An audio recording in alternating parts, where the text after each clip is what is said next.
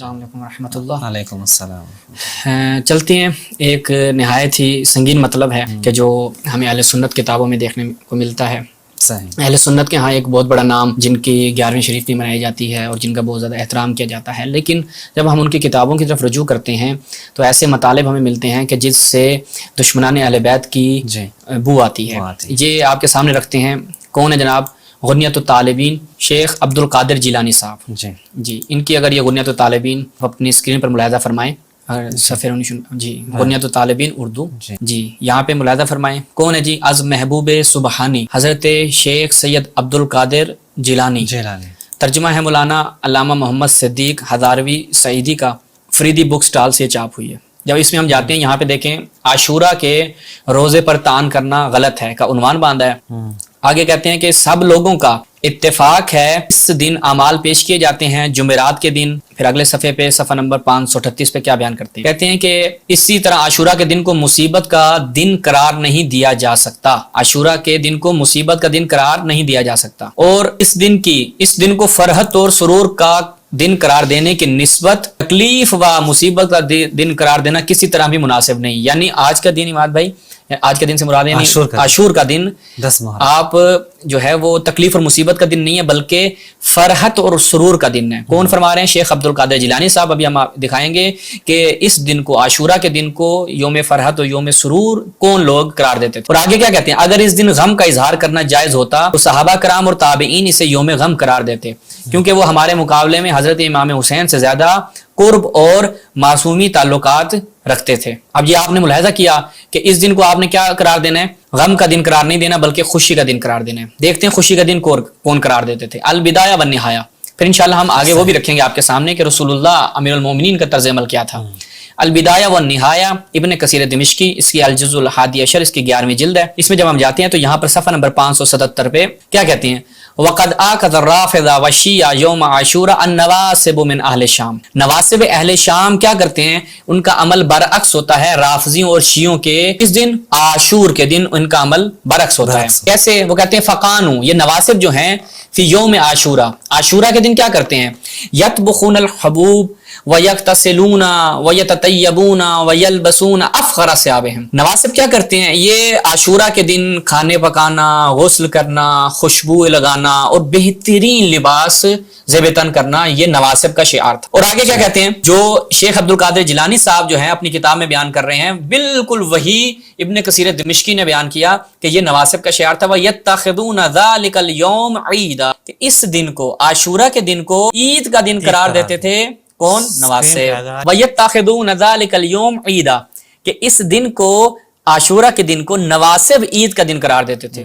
یعنی آگے دیکھیں، وَيَصْنَعُونَ فِيهِ أَنْوَاعَ الْأَطْعِمَةِ، اور اس دن وہ مختلف قسم کے اطعمہ یعنی کھانے پکاتے تھے۔ وَيُظْهِرُونَ السُّرُورَ وَالْفَرْحَ، وہ سرور اور فرحت کا اظہار کرتے تھے۔ عبد القادر جیلانی صاحب نے کیا کہا تھا؟ اس دن کو ہم یوم سرور قرار دیں گے، یوم فرحت قرار دیں گے عاشورہ کے دن کو۔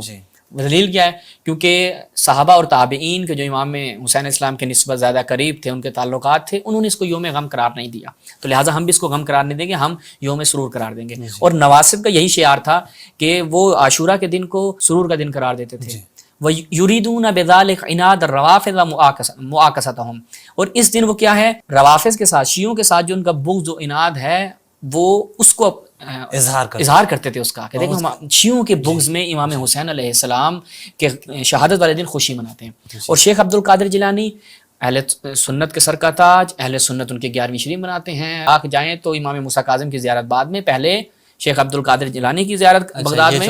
یہ جو ہمیں کہا جاتا ہے کہ یہ لوگ 22 رجب کو معاویہ کے موت پہ خوشی مناتے ہیں، حالانکہ ایسا ہے ہی نہیں۔ ہم اصل بعض افراد ایسے ہوتے ہیں نا شہباز بھائی، ان کی کوئی حیثیت ہوتی ہے کہ ان کو بندہ ٹائم دے، ان کے لیے کوئی کچھ منائیں، کوئی وہ کر لیں، ان کے لیے کوئی دن معین کریں۔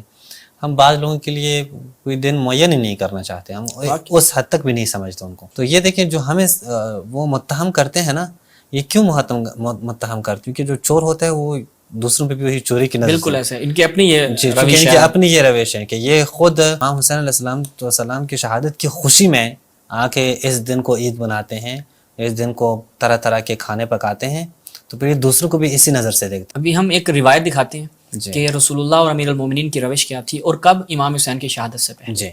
ایام اذاں ہے، ایام محرم ہے، تو امام زمانہ جل اللہ تعالیٰ فرجہ شریف کی خدمت میں بھی تعزیت و تسلیت عرض کرتے ہوئے اس روایت کو پیش کر رہے ہیں، اور اہل سنت کے ضمیر کو جھنجھوڑتے ہوئے کہ شیخ عبد القادر جیلانی کا جتنا آپ احترام کرتے ہیں، اور یہاں پر دوسری طرف امام حسین علیہ السلام کا آپ کے دل میں کتنا احترام ہے، آپ آیا یہ کام کرتے ہیں یا نہیں کرتے، رسول اللہ کی سنت آپ کے لیے مہم ہے یا صحابہ کی سنت آپ کے لیے مہم ہے، ملاحظہ فرمائیں، بڑی زبردست روایت ہے مسند ابی یعلا موصلی۔ جب اس میں ہم جاتے ہیں، اس کی الجزء السادس، اس کی 6 جلد ہے، تحقیق اور تخریج کی ہے حسین سلیم اسد صاحب نے۔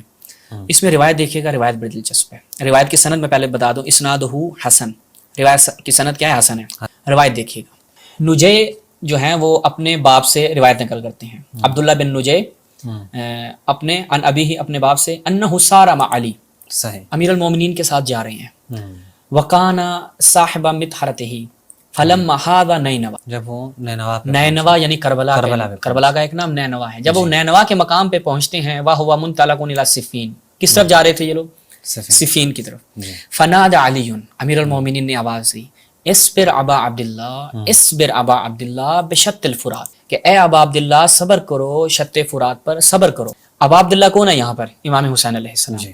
اب یہ جو امام علی علیہ السلام کا ایک عمل تھا، لوگوں کے لیے تعجب آور تھا کہ یہاں پہ کون ابا عبداللہ ہے، کس سے امام مخاطب ہے؟ قلت، راوی کہتا ہے میں نے کہا، وماذا یا ابا عبداللہ، ابا عبداللہ کون ہے، کس کے بارے میں آپ بات کر رہے ہیں؟ قال، امیر المومنین نے فرمایا، دخلت علی النبی ذات یوم، میں ایک دن رسول اللہ کی خدمت میں حاضر ہوا، وعیناہ تفیضان، تفیضان یعنی رسول اللہ کے چہرے پر آنکھوں کا سیلان، یعنی چہرے پر آنکھوں سے آنسوؤں کا سیلان تھا، یعنی آنسو جاری تھے۔ قال، قلت، میں نے کہا، یا نبی اللہ، اغضبک احد، کسی نے آپ کو غضبناک کیا ہے؟ اشان عینک تفیضان، یعنی آپ کی آنکھیں اس قدر آبدیدہ کیوں ہیں، آنسو کیوں جاری ہیں؟ رسول اللہ گریہ فرما رہے ہیں، کیا وجہ تھی؟ قال بل، نہیں، مجھے کسی نے غضبناک نہیں کیا۔ قام من عندی جبریل قبل، تھوڑی دیر پہلے جبریل جو ہے وہ میرے پاس آیا تھا، فحدثنی، اس نے مجھے، جبریل نے کیا کہا، ان الحسین یقتل بشط الفرات، کہ حسین جو ہے وہ شط فرات پر قتل کر دیے جائیں گے۔ قال هل لك ان اشمک من تربتہ، کیا میں آپ کو امام حسین کی اس تربت جہاں پر ان کی شہادت ہوگی وہ استشمام کرواؤں، یعنی آپ اس کو سونگنا چاہیں گے؟ میں نے کہا، قلت نعم یا رسول اللہ۔ قال فمد یدہ فقبض قبضۃ من تراب فاعطانیھا، کہ رسول اللہ نے جو ہے وہ ایسے اپنی مٹھی کھولی اور مجھے مٹھی میں جو ایک مٹھی خاک اٹھائی اور میرے ہاتھ پہ رکھ دی، مجھے عطا کی۔ پھر امیر المؤمنین نے کیا کیا؟ فلم املک عینی انفاضتا، یعنی میری آنکھیں بھی جو ہے وہ آبدیدہ ہو گئی اور میری آنکھوں سے بھی آنسو جاری ہو گئے۔ امام حسین علیہ السلام کی شہادت نہیں ہوئی ابھی، جنگ صفین کا مقام ہے۔ جنگ صفین کب ہو رہے ہیں ماد بھائی؟ تقریباً 20-22 سال ابھی امام حسین کی شہادت کو پڑھیں، 40 کے اس میں 35 میں حضرت عثمان کی شہادت ہے، تقریباً 36-37 کو یا 38 کو، اور 40 کو امام حسین علی علیہ السلام کی شہادت ہے، اور 61 کو، یعنی تقریباً آپ کہہ سکتے ہیں 22-23 سال جو ہیں ابھی درمیان میں گیپ ہے، امام حسین کی شہادت نہیں ہوئی۔ لیکن جیسے ہی یہ خبر ملتی ہے، فقط خبر ملنے پر رسول اللہ اس قدر آبدیدہ ہیں، گریہ فرما رہے ہیں، اور اس مٹی کو اپنے ہاتھ میں لیا ہوا ہے، اور وہی مٹی امام علی علیہ السلام کو عطا کی جاتی ہے، اور امام علی علیہ السلام بھی گریہ فرماتے ہیں۔ تو لہٰذا رسول کی سنت آپ کے نزدیک مہم نہیں ہے، رسول امیر المومنین کی سنت بھی آپ لوگوں کے نزدیک مہم نہیں ہے۔ تو کیا آپ لوگ امام حسین علیہ السلام کی شہادت والے دن، اہل سنت سے ہمارا سوال ہے، کیا یہ اہتمام کرتے ہیں، اس دن گریہ کرتے ہیں، رسول اللہ کی سنت پہ عمل کرتے ہیں یا نہیں کرتے؟ یا شیخ عبد القادر جیلانی کی سنت پہ عمل کرتے ہوئے اس دن خوشی کا اظہار کرتے ہیں، جا کے اپنی قبریں پکی کرتے ہیں، قبروں پہ مٹی شٹی لگاتے ہیں؟ آپ لوگ کون سا عمل کرتے ہیں؟ رسول اللہ کی سنت پہ عمل کرتے ہیں؟ آپ اہل سنت ہیں، لیکن آیا اہل سنت رسول ہیں یا اہل سنت شیخ عبد القادر جیلانی اور صحابہ ہیں؟ تو یہ تھی ایک روایت۔ اس کے بعد ایک اور روایت جو بڑی زبردست ہے، وہ مختلف منابع میں ہے، مستدرک سے دکھاتے ہیں فقط، تاکہ ایک اور جو ہے اعتراض بھی یہاں پر دفع ہو جائے۔ المستدرک علی الصحیحین، اس میں جب ہم جاتے ہیں، روایت کے پہلے سند ہم دکھا دیتے ہیں کہ یہ دیکھ بیان کرتے ہیں کہ ھذا حدیث صحیح علی شرط شیخین ولم یخرجہ التعلیق من تلخیص الذہبی، کیا کہا ھذا علی شرط البخاری والمسلم، تو یہ سند کیا ہے؟ صحیح ہے۔ اب روایت دیکھیے گا، روایت کیا ام المؤمنین حضرت ام سلمہ جلد 6 میں، فرماتی ہیں ایک دفعہ رات کے وقت رسول اللہ سونے کے لیے لیٹے،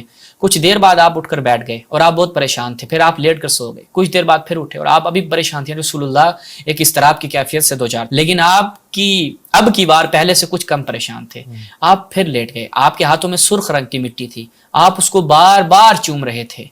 کہتے ہیں جی خاک شفا کو کیوں چومتے ہیں، خاک شفا کا اتنا احترام کیوں کرتے ہیں شیعہ؟ میں نے پوچھا یا رسول اللہ یہ مٹی کہاں سے اور آپ اس کو یوں بار بار کیوں چوم رہے ہیں؟ آپ نے فرمایا مجھے جبریل امین نے بتایا کہ یہ عراق کا وہ مقام ہے جہاں پر حسین کو شہید کیا جائے گا۔ میں نے جبریل امین سے کہا جس جگہ حسین کو شہید کیا جائے گا مجھے اس زمین کی مٹی دکھاؤ، یہ مٹی اس کربلا کی ہے، یعنی امام حسین کی شہادت سے پہلے رسول اللہ ابھی وہ مٹی امام حسین کے خون سے آلودہ نہیں ہوئی، ابھی اس مٹی میں امام حسین کا خون نہیں آیا، لیکن رسول اللہ قبل اس کے اس مٹی کو اپنے پاس منگواتے ہیں، اس کا احترام کرتے ہیں، اس کو چومتے ہیں۔ کیا آج اہل سنت یہ عمل کرتے ہیں؟ کیا آج کے اہل سنت جو آپ خود کو سنت رسول کا پابند کہتے ہیں وہ رسول اللہ کی سنت پہ عمل کرتے ہوئے خاک شفا کو چومتے ہیں؟ خاک شفا کو جو لوگ چومتے ہیں ان کو آپ لوگ بدعتی متہم کرتے ہیں، ان کو آپ کیا کہتے ہیں کہ جناب یہ بدعت کا شکار ہے۔